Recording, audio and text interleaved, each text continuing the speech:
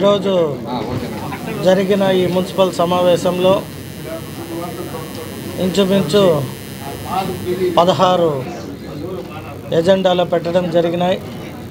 వాటిలో నాకు తెలిసి ఒకే ఒక అంశం అనుకుంటా, దొడ్డిపల్లి రెవెన్యూ డివిజన్కి సంబంధించిన ఒక అంశం తప్పితే మిగిలిన అన్ని అంశాలపైన అందరూ సభ్యులు కూడా ఆమోదం తెలపడం జరిగింది.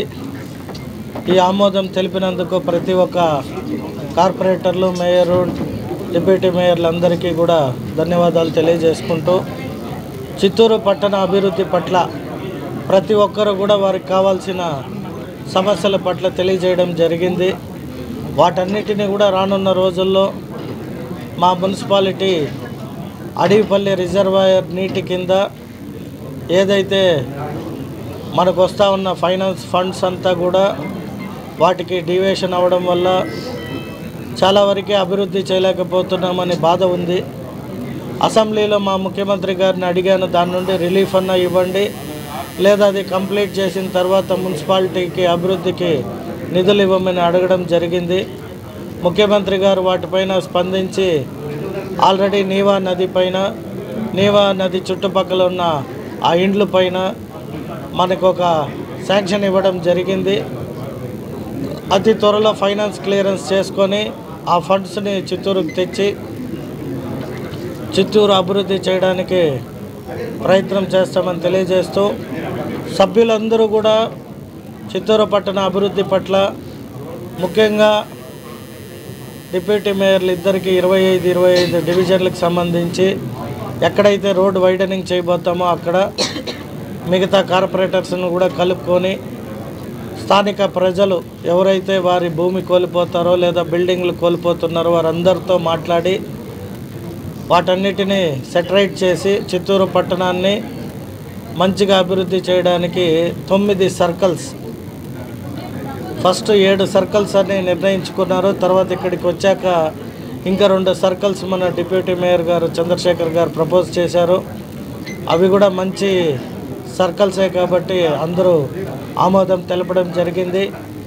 కాబట్టి రానున్న రోజుల్లో చిత్తూరు పట్టణాన్ని ఒక కొత్త నగరంగా ప్రజలు, ఎందుకంటే ఇది ఒక కనెక్టింగ్ ప్లేస్, ఇటు చెన్నై నుండి కానీ బెంగళూరు నుండి కానీ ప్రజలు ఎవరైతే తిరుమల తిరుపతి దేవస్థానంకి వెళ్ళేవారు ఇది వయా వెళ్తారు.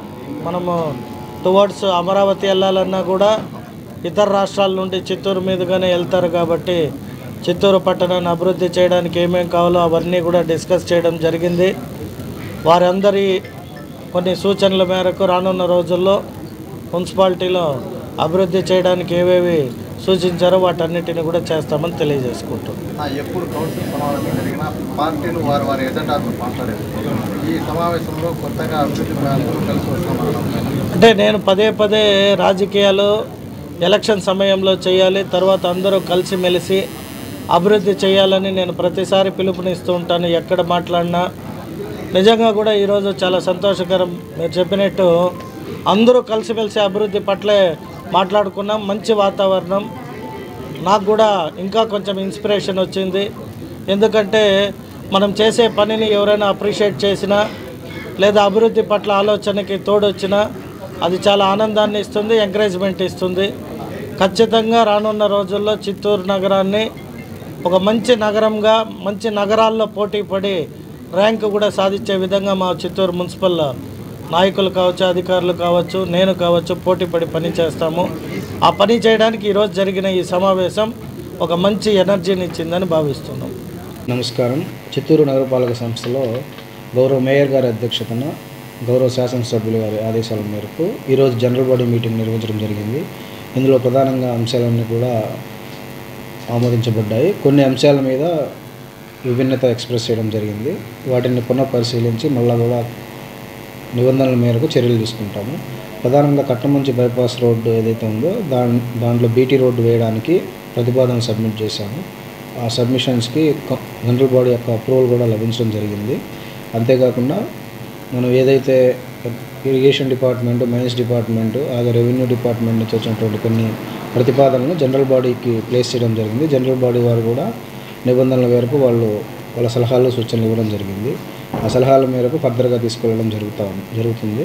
ఇది కాకుండా కొన్ని ఏరియాస్లో స్పెసిఫిక్గా కార్పొరేటర్స్ గ్రివాన్సెస్ ఎక్స్ప్రెస్ చేశారు. వాటిని అన్నిటి కూడా ప్రధానంగా డ్రైన్స్ మీద ఎక్స్ప్రెస్ చేయడం జరిగింది. అవి కూడా రిజాల్వ్ చేస్తామని అందరికి కూడా తెలియజేస్తాము.